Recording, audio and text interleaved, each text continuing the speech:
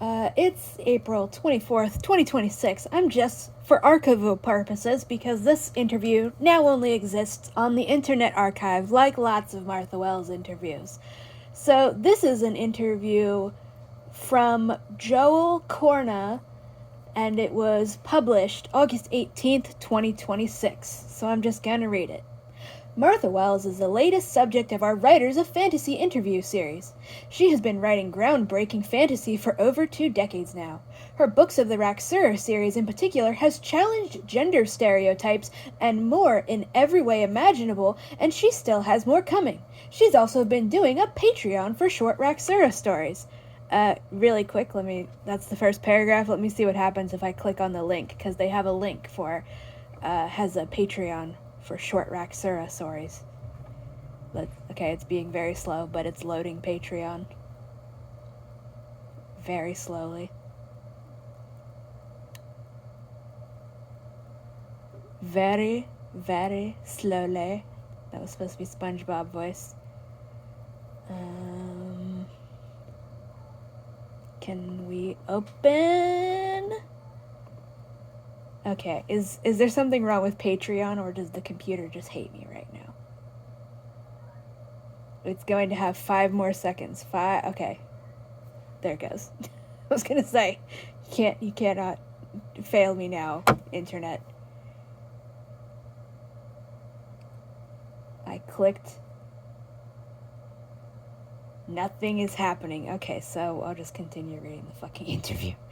That's not working. Where'd it go? Yeah. Continuing reading, we chatted about how she has changed.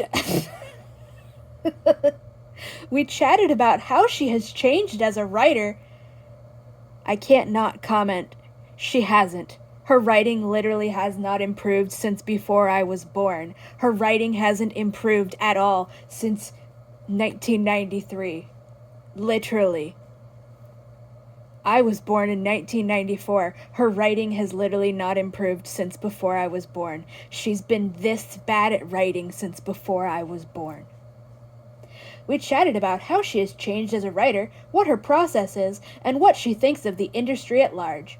Even if you've never read a word of her books before, this interview is well worth checking out, as she has great insights into the world of being a writer. I'm sure she fucking does. First question is, when you look back on your first novels, such as The Element of Fire, and compare it to something more recent, like The Edge of Worlds, how do you The Edge of Worlds. Though you mean the book that made all of the Raksura fandom hate her and hate the series? And compared to something more recent, like The Edge of Worlds, how do you feel you've changed as a writer? Has your process or method changed? The answer is no, it fucking hasn't. She literally is writing things indistinguishable from what she was writing in literal 1993. Martha Wells answered, as a writer, I think I take more chances. I think I'm more in touch with the kinds of characters and relationships I want to write. My process has changed in that I write faster. I'm more productive, and I'm more confident in my abilities. Well, you literally should not be, because you literally still don't even separate different characters' fucking dialogue into separate paragraphs in 2026. This is a really shitty interview, I gotta say. That was her whole answer. I'm gonna read it again. The question: when you look back on your first novels, such as The Element of Fire, and compare it to something more recent, like The Edge of Worlds, how do you feel you've changed as a writer? Has your process or method changed? And then her whole entire answer is just, as a writer, I think I take more chances. I think I'm more in touch with the kinds of characters and relationships I want to write. My process has changed in that I write faster, I'm more productive, and I'm more confident in my abilities. That's the entire answer. That's the whole answer. What is the point of an interview if you're just going to say the most vague, generic... I would think that the point of an interview is that you get to talk and you get to go into detail.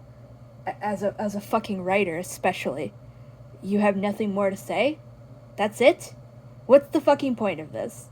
Anyways, also, I'm faster and more productive, and I'm more confident in my abilities. Rapport, as I said, it's April 24th, 2026. Rapport was published. I just had it open. I closed the tab. Hold on. can I fucking type? I'm using the other computer that's not mine, and I don't like the keyboard. Rapport was published on July 10th, 2025. It's been 9 months, and nobody, least of all Martha Wells, has fixed any of the fucking glaring typos in that thing now, even though they are making people pay money for it. The second question is, many of your works, the books of the Raksura in particular, explore gender and sexuality, and there is great diversity within the cast. How important is representation and diversity to you? Okay, so these people are just doing tokenization. You can tell from the way that they're using the word diversity. There's no diversity in the books of the Raksura whatsoever. There's the good guys, who are Raksura, who are bright and colorful, and then there's the inherently evil, rapist, cannibal bad guys, who are black. There's no fucking diversity. There's no fucking disabled people. There's no actually queer people. What the fuck are we talking about? There's no fucking... None of her books explore gender and sexuality. These people are just lying. It's not exploring gender to simply have a non-binary character, and then we never discuss that in any way, and it doesn't impact anything. Like with the Murderbot Diaries. This was before that came out, but like, that makes it even worse. She didn't even have Murderbot as the fucking tokenized token to throw out there. So why the fuck are we saying that she's explaining gender, especially the books of the Raksura? The books of the Raksura literally just says that misogyny is awesome and great and we should cheer it on. And all we have to do to accomplish that is just change the pronouns of the people oppressed and make it about oppressing men instead of women. And that's not exploring gender or sexuality. And the only reason we're claiming it explores sexuality is that the character who expresses zero attraction to other men is having sex with a man that he doesn't even like, and this is because that man refused to take no for an answer, and this all starts happening off screen, and there's nothing about it is important in any fucking way. But I'm guessing the person who made this interview is also just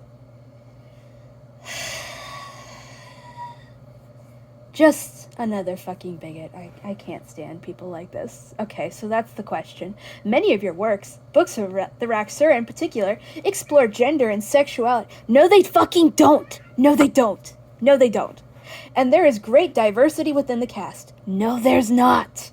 How important is representation and diversity to you? Like the way they are saying diversity there, as though it wouldn't be the same thing as representation if she were actually doing any actual representation, which she's not. That's you can tell. They're racists. They don't actually give a fuck about representation. They just want tokenized diversity, and you can tell literally from the way they're phrasing that. Her answer is, it's very important. Okay, the way she's answering these questions, this answer is also just another tiny paragraph.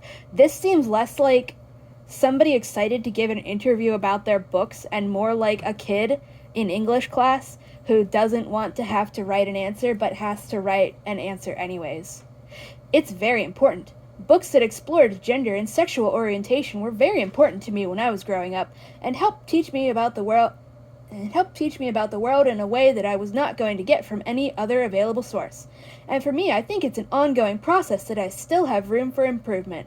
Alright, well, I just want to state for the record, again, April 24th, 2026, so which is it, Martha Wells? Did you not read books until you graduated college, or did you read books growing up as a kid?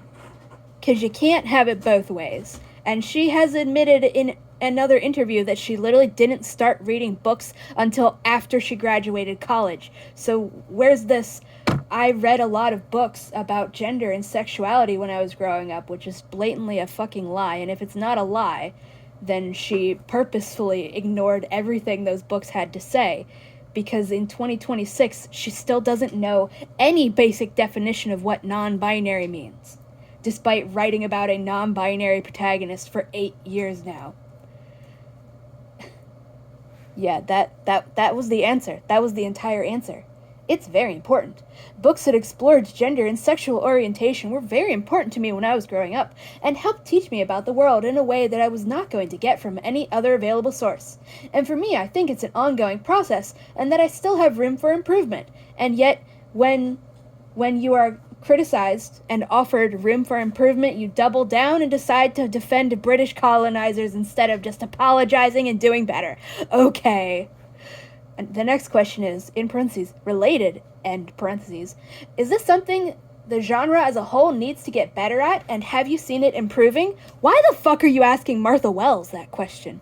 Why are you asking Martha Wells, literally who wrote A Slave, unironically saying, my slave owners are the best slave owners, and literally this interview is about the book series where she has the happy slave trope again, and says that pedophilia is awesome, and it's not pedophilia if the predator is a woman and the victim is a little fucking boy.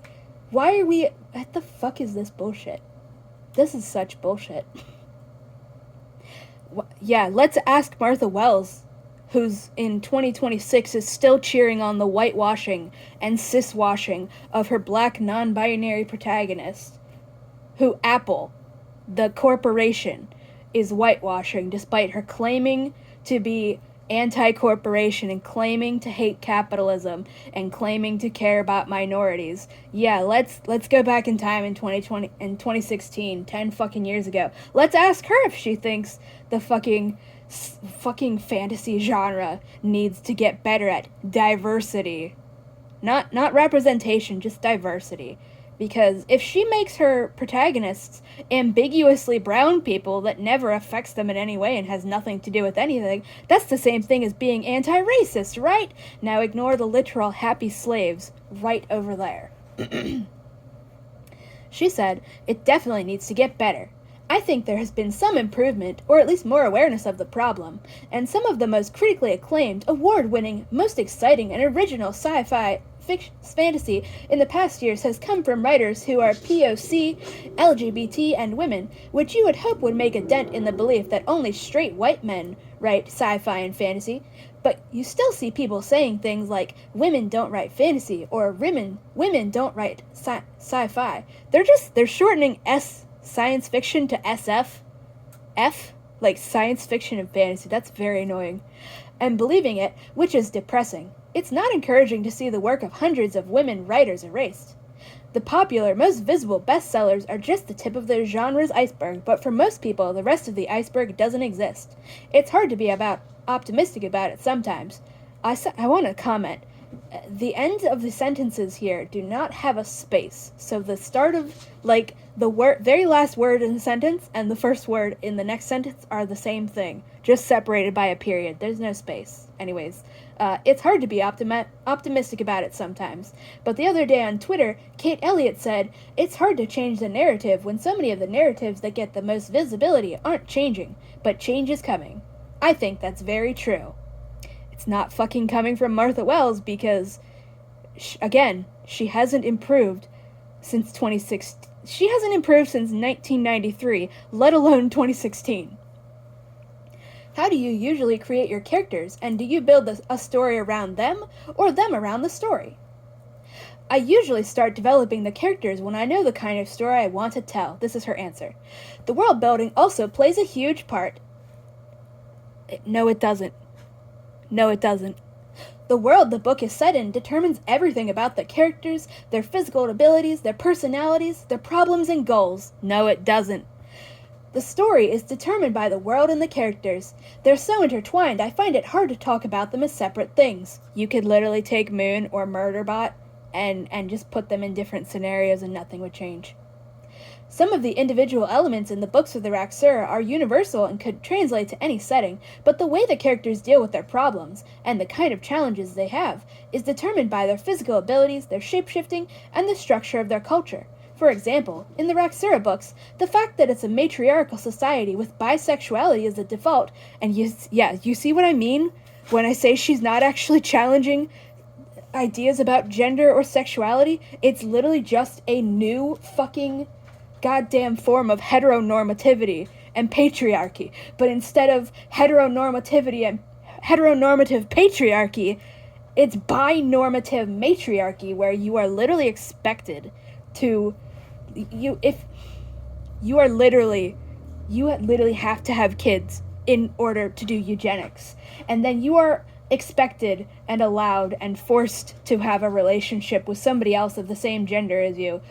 But that doesn't count because it's not a real relationship, because that can't produce offspring. That's literally the logic going on, and that's not presented as like harmful or evil or what is the word I'm looking, demeaning or anything. That's just presented as, well, that's just basic biology.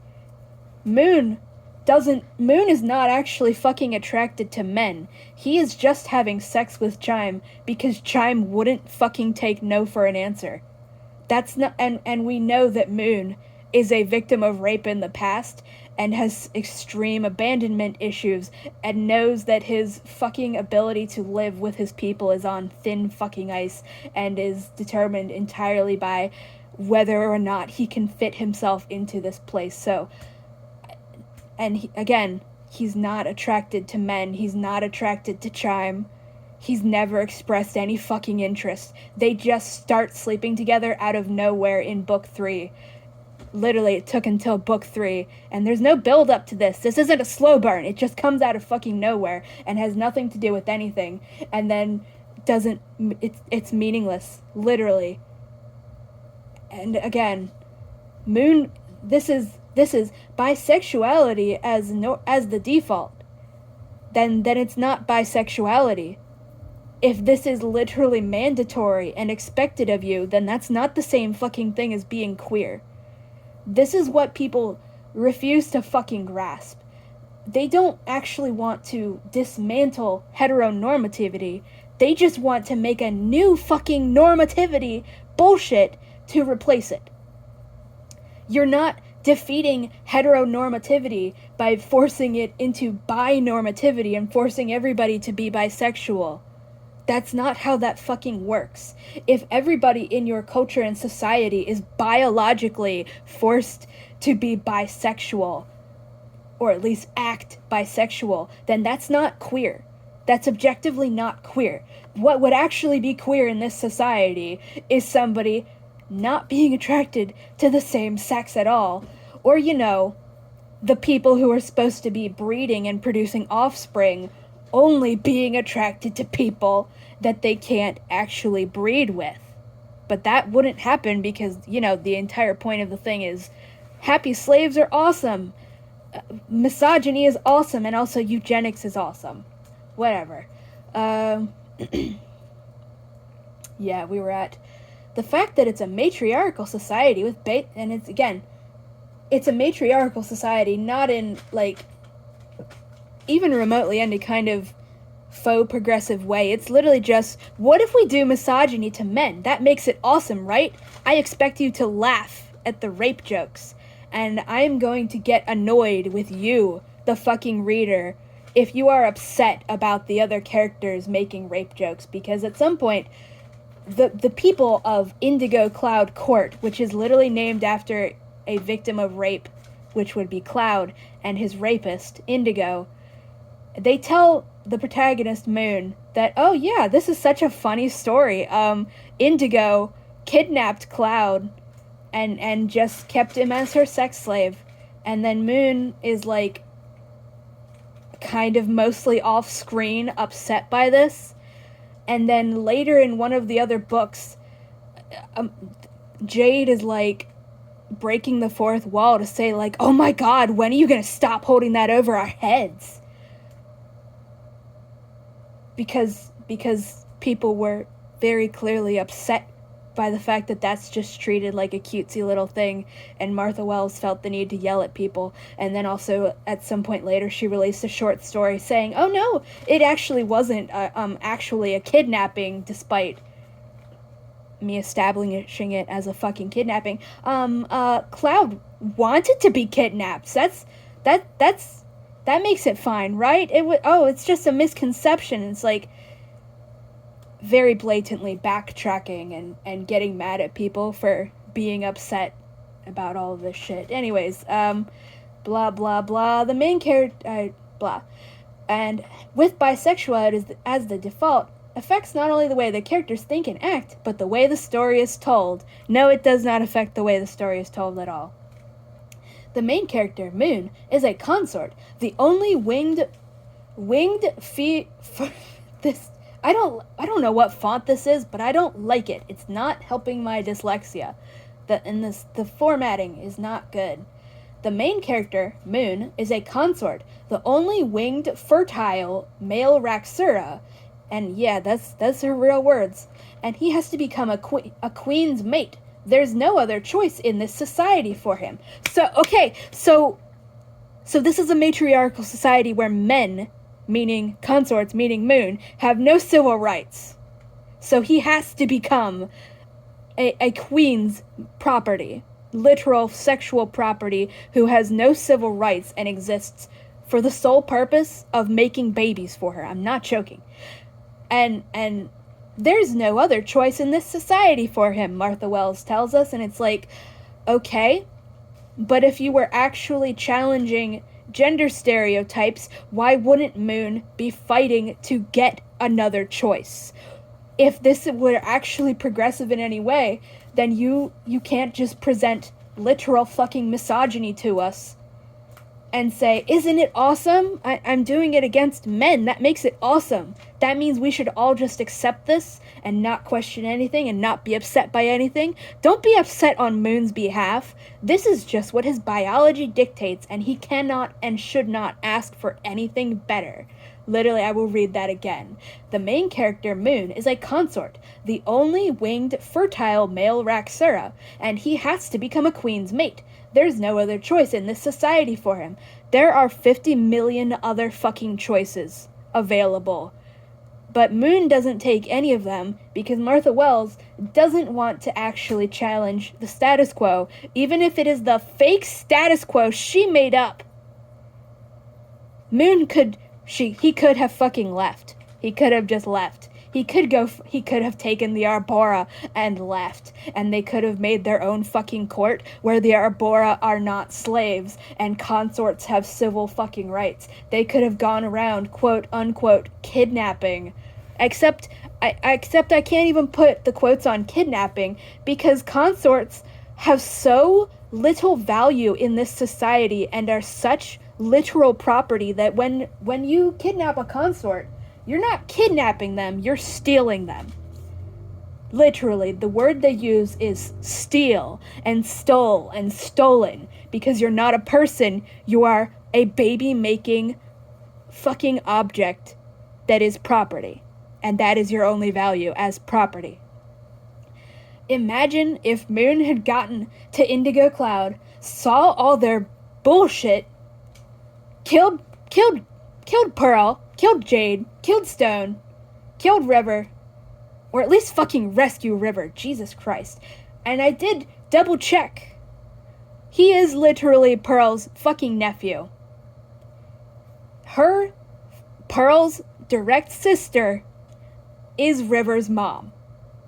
Pearl is a fucking pedophile who is raping her nephew, who also has no civil rights as a male warrior, which is like the second lowest ranking you can have in this fucking civilization. We'll say third lowest ranking, because under that you have consorts and under that you have Arbora.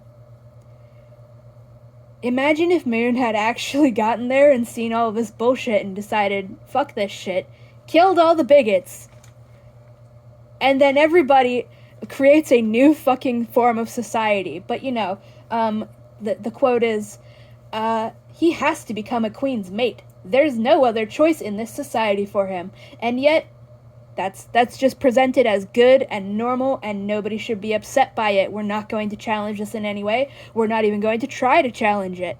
You shouldn't fight back against misogyny. Women do belong in the home. Literally, the closing fucking thesis for the entire goddamn series is that women do belong in the kitchen and should not be allowed to leave the house because their husbands will have to worry about them being tainted by those evil, scary black cannibals that are roaming around outside. That's the fucking ending, closing thesis. Anyways, let's fucking go. It would be hard to... The main character, Moon, is blah blah blah blah blah. He has to become a queen's mate. There's no other choice in this society for him. It would be hard to tell that story in another culture, and it would be a completely different story with human characters. This is where Martha Wells is just a fucking idiot. You okay, let's reframe this shit, shall we? Moon is a woman and is not infertile, and she has to become a man's wife. There's no other choice in that society for her. It would be hard to... What do you mean? It would be hard to tell that story in another culture, and it would be a completely different story with human characters. What are you fucking talking about, you fucking useless piece of shit? What do you mean it would be a completely different story? You just took misogyny and made it about men and said it's good, and we should cheer it on. Moon, the Raksura are not actual aliens. You literally just did a misogyny. But she wants to pretend that she did something magical and deep and impossible for humans to understand, and totally doesn't directly represent real-world misogyny or anything that she expects us to cheer on. It would be a completely different story with human characters. Nothing would change. Literally nothing would change. Especially because their shape-shifting doesn't fucking do anything. It may as well not exist. The shape-shifting is just a gimmick so that Moon can be mistaken for a different species, and that's literally it. Alright, let's continue.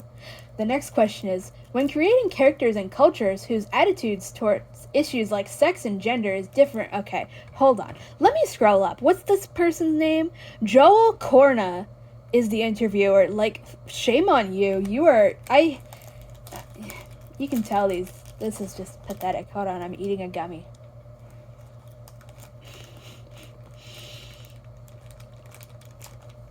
This is such performative tokenizing bullshit. Like, this is like the lowest common denominator. These Martha Wells and this interviewer are both completely fucking pathetic. When creating characters and cultures whose attitudes towards issues like sex and gender is different to Western society, how does that affect the way they speak and think? And how much time do you spend developing this? Again, the Raksura's fucking attitudes towards sex and gender is not different from Western society. It's literally just misogyny and homophobia. Because if I didn't fucking mention the so-called bisexuality, you being in a relationship with somebody of the same sex as you is literally in Raksuran society considered to not fucking count as competition to your real, aka straight, heterosexual, cis relationship, because that same-sex relationship that you are expected to do on the side can't reproduce. Because trans people don't exist here. That's considered not a real relationship specifically because you literally cannot reproduce. The only relationship that matters is between the queens, aka the fertile females, and consorts, the fertile males. And anything else doesn't fucking matter.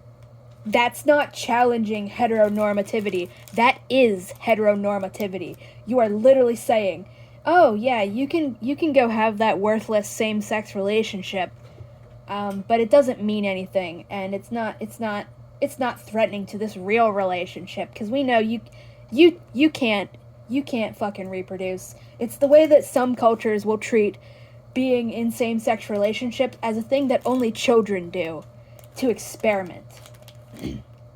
This is bullshit. Oh, she's challenging gender roles by literally upholding them and saying that misogyny is literally correct. When creating characters and cultures whose attitudes towards issues like sex and gender is different to Western society, how does that affect the way they speak and think? And how much time do you spend developing this? As a basic part of their culture, it's going to affect the characters on a fundamental level. It doesn't! I cannot stress enough to you how little it actually affects them on a fundamental level. Did I mention Moon is literally not fucking attracted to men? This is just a lie. So you have to always keep it in mind when writing from their point of view. Again, lying. And also keep in mind how it's going to affect the events of the story, the decisions various characters make, their attitudes towards each other. I think it's an essential part of the characterization, not something separate. So basically, any time spent on developing the characters is time spent on that. Where are the characters' personalities, Martha Wells? I can't fucking find them! You've also written for other, established universes. I like how when rich people, which Martha Wells is, write fanfiction, they get to call it writing for other established universes instead of fanfiction. Like Star Wars. How do you find the process of writing for a fantasy or sci-fi universe and characters you have a little less control over? Is it just a very different experience? It's different, but it's also a lot of fun. I like the challenge of trying to get the characters' voices to match the actors' performances as much as possible, and try to make the story feel like something that could take place in the world of the show or the movie. That said, I wouldn't do a tie-in unless it was for a property I really loved. I was a Stargate fan for a long time, before I had the opportunity to do the 2 Stargate Atlantis novels, and I was a Star Wars fan from the time the first movie came out when I was 13 years old, so that made writing the tie-ins very special experiences. I can't stress enough to you how her Star Wars book is nothing. Nothing. It's nothing. I can't even tell you what the plot was because it's so fucking meaningless and pointless and has nothing to do with anything.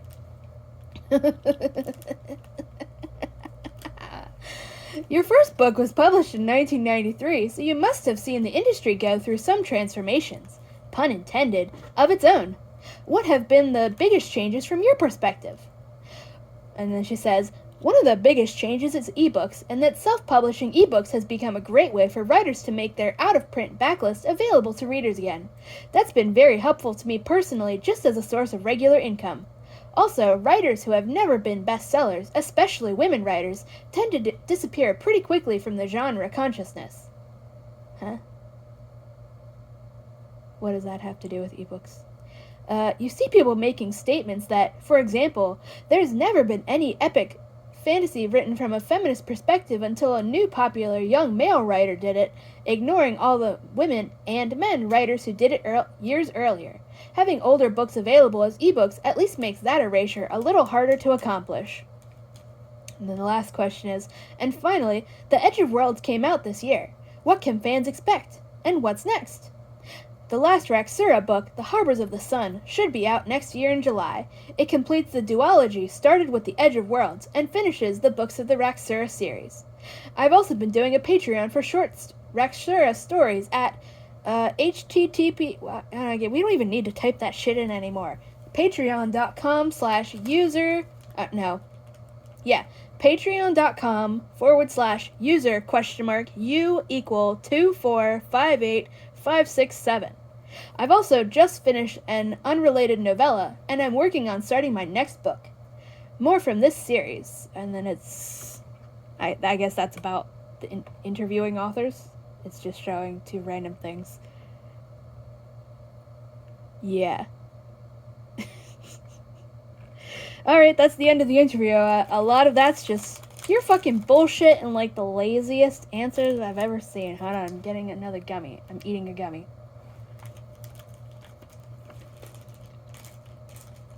They have a really zoomed in picture of the Cloud Roads at the top of this interview thingy, and you can really tell that that's not actually what Raxura are described as at all. That man has no fucking scales and just bullshit. Is that supposed to be Moon? Because he never carries a bag.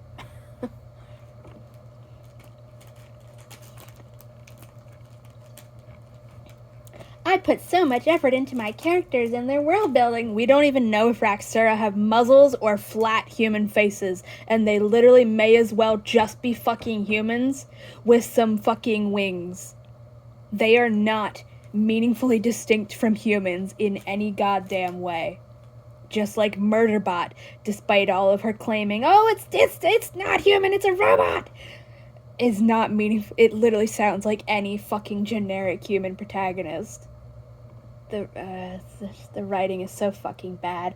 Okay, let's see if Patreon does anything now. Is this Patreon? I think I opened it in the web archive. I don't understand Patreon. Hold on.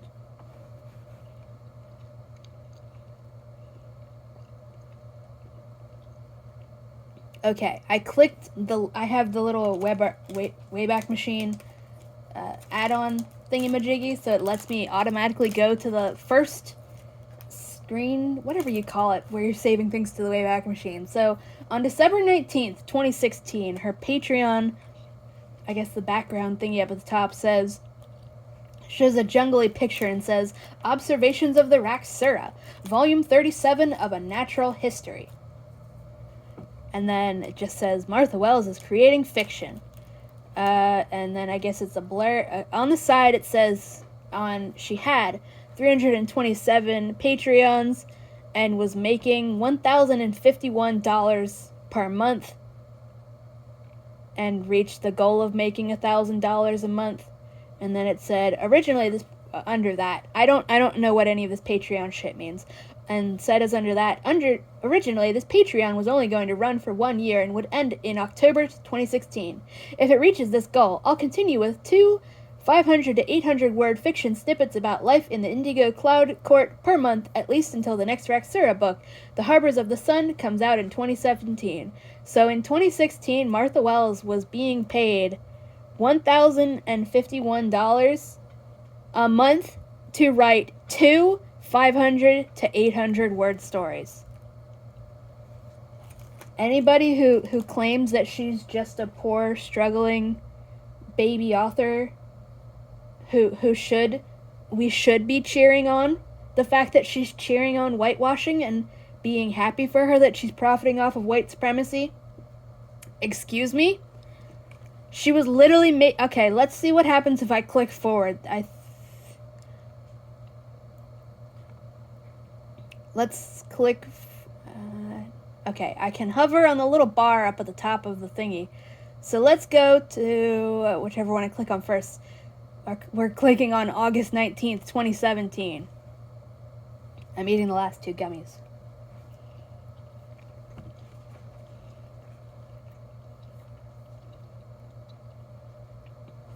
Okay. So wait, where is it? Okay, so in September 6th, 2017, she had 414 patrons and was making $1,129 a month, and the little thingy saying, I'll do 2 500 to 800 word fiction snippets a month is the exact same thing.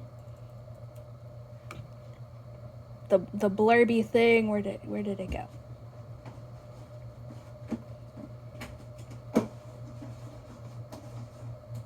I'm confusing myself now. So yeah, she was literally making over 1,000 since 2016. All right, that was 2017. We'll click to whatever in 2018. In 2018, she was making $1,261 a month. Again, the thing hasn't changed.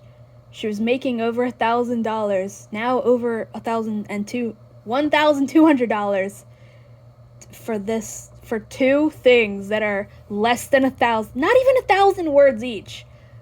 500 to 800 words. Oh, okay. Where did I click? I'm confused. Okay, so then in 2019, she was making $1,089 a month, again for the exact same thing, because that little thingy has never been updated. So she's not making as much money as she was in 2017, but, I don't get paid $1,000 a month to write 2 fucking things that are less than 1,000 words. Now we're clicking on something in 2020. Now it says currently closed to new patrons. Patreon. Patrons.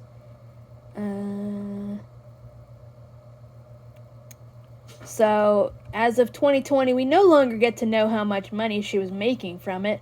But if you scroll down, it still says the exact same. Okay, now it just says.